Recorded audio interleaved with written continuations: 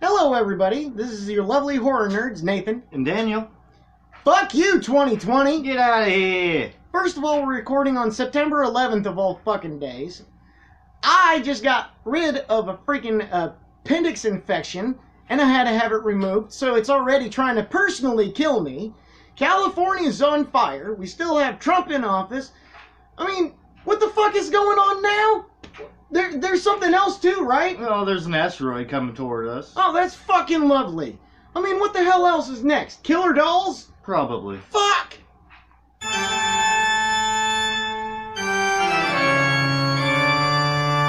Well, it'll take a hell of a lot more than that.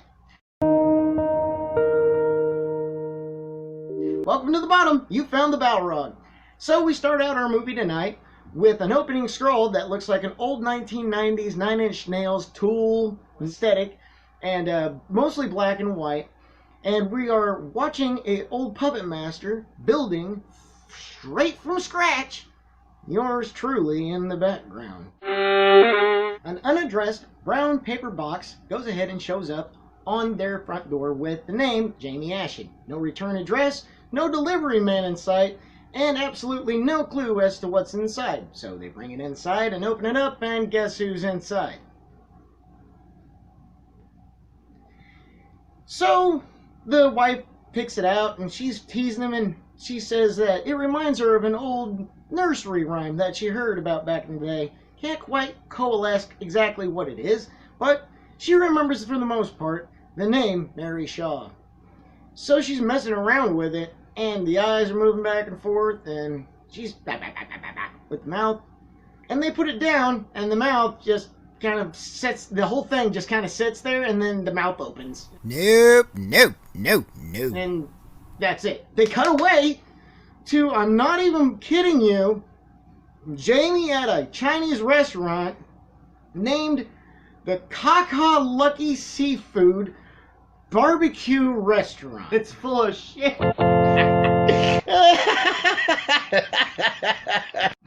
It's the caca. I don't know about you, but I'm not going to any Chinese restaurant with the name Kaka. I wouldn't go to any restaurant with the name of caca. Some shit. I don't care how it's spelled. I know exactly what the hell it means. You know, I wouldn't go there. No. Anyways, cut to that, and then cut back to him and his wife at home with the dog. Ah! I said no! No! Anyway, cut back to the wife being at home, setting up a little scare for Jamie whenever he decides to come home. Making a little deal with Billy along the way, saying that she'll set him up with 7 minutes in heaven with her Barbie doll if he manages to scare Jamie. So as she is setting up the sheet on top of him and walking out into the living room, everything suddenly goes quiet. Just a bunch of nothing. When she gets back into the bedroom, she sees that the sheet that is now covering Billy is heading straight towards her face. It wraps around her and launches her all the way across the room. She spits out blood, turns around. We don't see what's going on, but something grabs her by the ankles and yanks her while she's screaming towards the camera.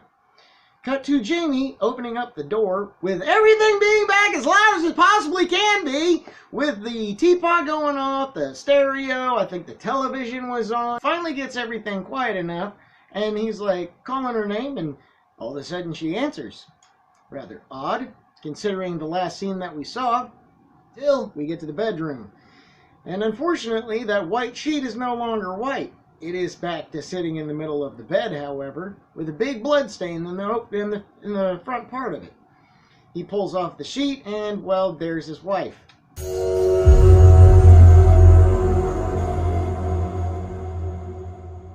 Mouth agape, tongue a-missing. Rather odd. Cut to the next scene with our resident detective, played by nobody else and none other than Donnie Wahlberg. As the detective currently overlooking the case of Jamie and his wife's death. Now, it's rather odd for him to try to go ahead and believe in fairy tales and stories, but the kid ain't got a lick of blood on him, and he wasn't even there. He's got an alibi as to where he was moments before she was found, and it doesn't even cut to him calling 911 or anything. I mean, he's just, boom, right there in the stairwell with his fellow detective or officer talking about what's going on. Not being impressed by Jamie's story, the detective lets him know that he's a free man for now.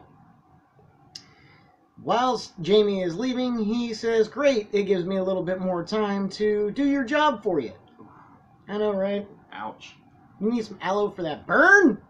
Get a cast for that broken bone. I heard it snap. Yeah. Jamie returns home back to Raven's Fair, where his family situation isn't necessarily on the up and up. His dad has apparently had a stroke, and he has gained a new stepmom at the time.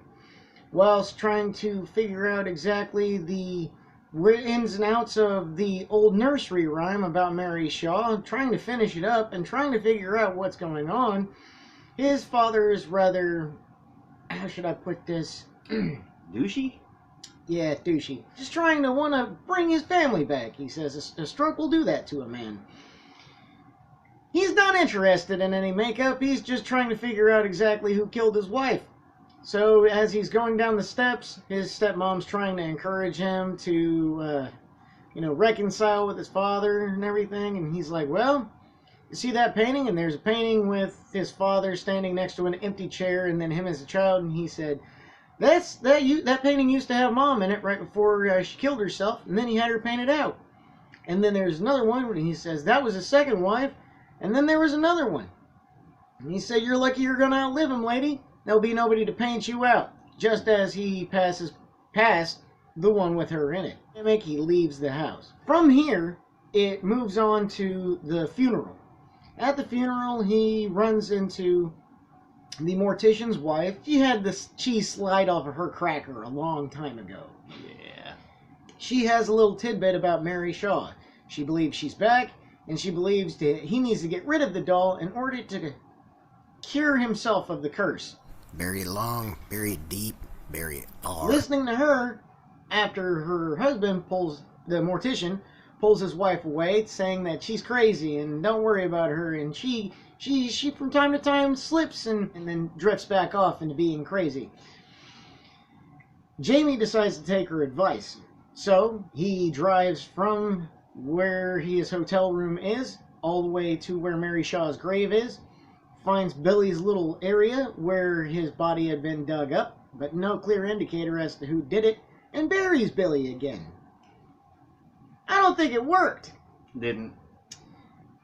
As shadows pass by the car, as he is inside of it, searching for his keys, he is looking all over the place. It's kind of like, what the hell's going on? And then Billy's face is right there on the window. Now, I don't know about you, but if I saw this punim staring at me at my driver's side window, I'd have opened the door, crushed this puppy, and then sent him back in freaking pieces. I'm talking about sawdust, baby. Yeah. Yeah. Yeah. Yeah. Time to just pull the car over and chuck him into the woods. Boy, howdy. Or Yeah. chuck him out in the street and run him over several times. Several times. Who gets killed by a doll?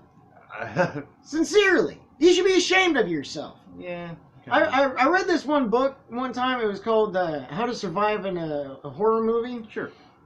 And one of the passages, they were talking about zombies, but it also follows with dolls. Sure. It says that if you are in a horror movie and you get killed by a doll or a zombie, you should be ashamed of yourself. You should It's be. the equivalent of a F-16 fighter jet getting shot down by a Nerf dart.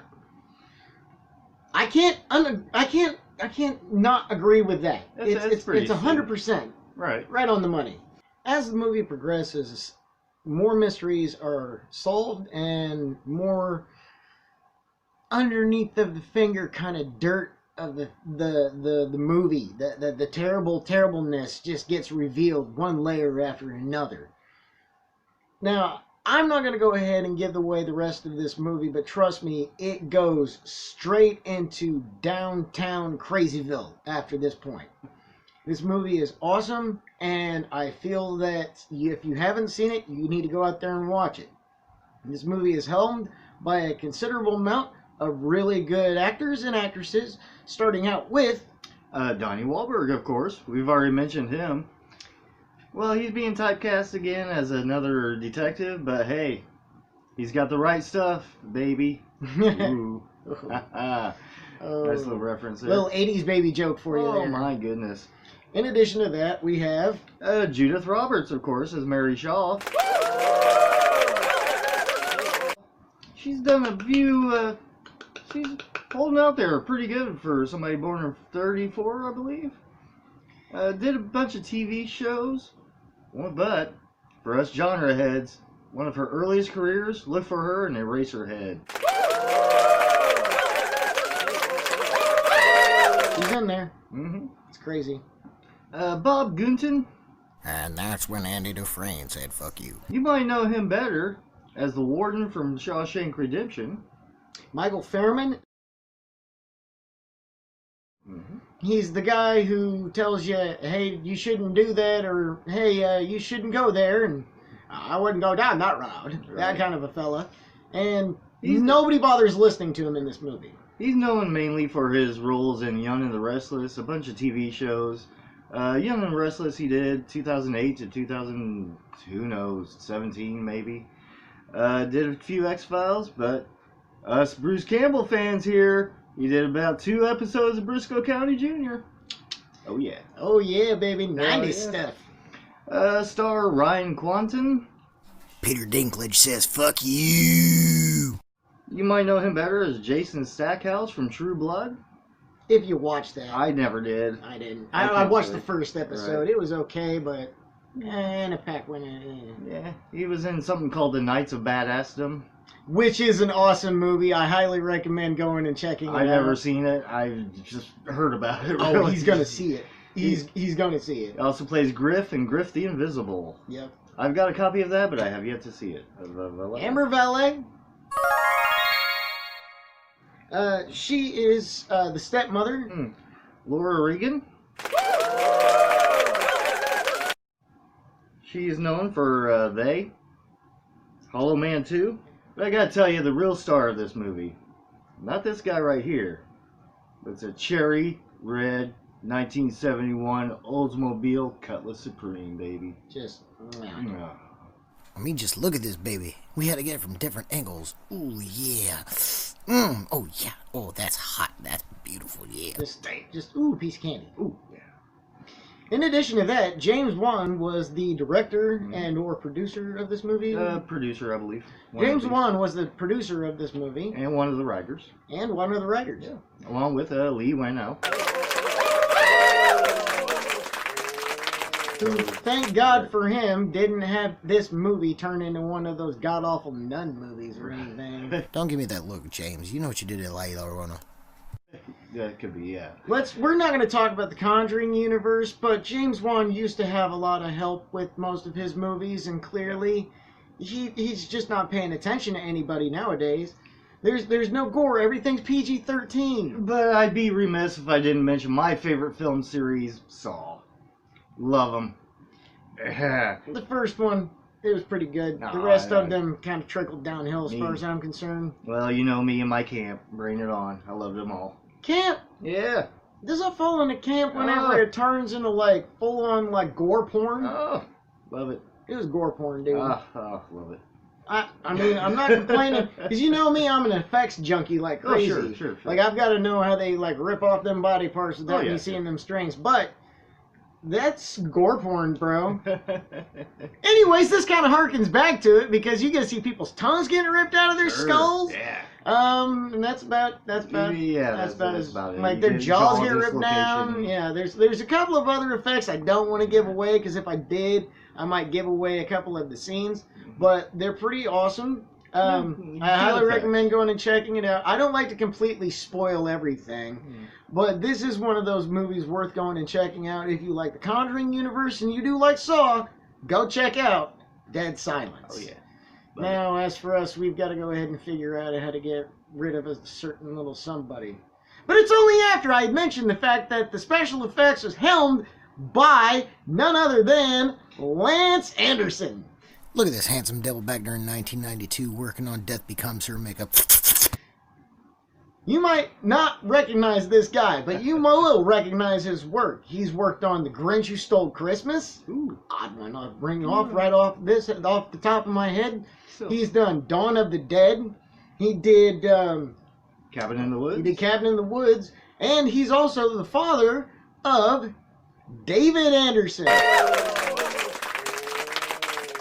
The guy who did a lot of effects work for Joss Whedon back in the day, and he's got his own effects company in which he happens to be married to nobody else and none other than Heather Langenkamp, aka Nancy from Nightmare on Elm Street, baby. Holy fucking shit, it's Nancy! Yeah. That's right. And she's actually done a lot of effects work in the past. So it's an awesome movie. Go check it out. We highly recommend it. It's awesome. It's scary. If you hate dolls, this movie will get on your creep factor like a solid 10. For me, that's one of my hang-ups. No, don't judge me. I also hate snakes. But we gotta go ahead and take care of something. So we'll catch you guys in the next one. See you next time. Bye. Bye. Bye.